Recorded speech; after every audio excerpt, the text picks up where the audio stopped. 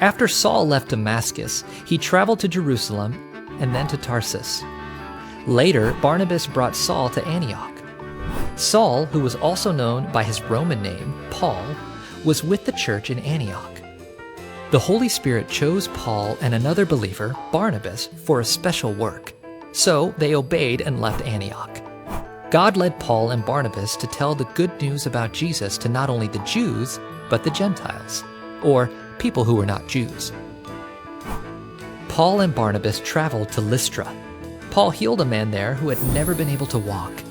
The people saw what Paul had done, and they thought Paul and Barnabas were gods.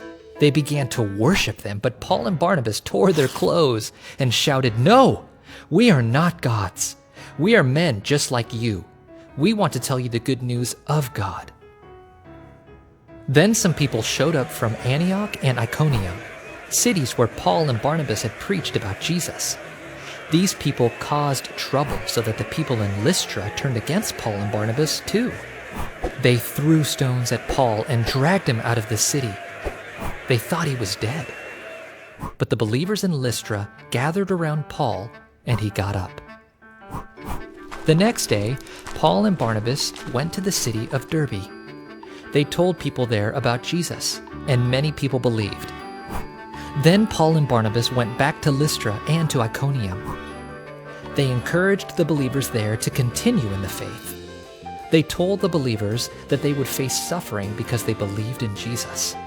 Paul and Barnabas also chose leaders for the churches. God had a plan for Paul to share the gospel with the Gentiles, no matter what troubles he faced. Many believed in Jesus.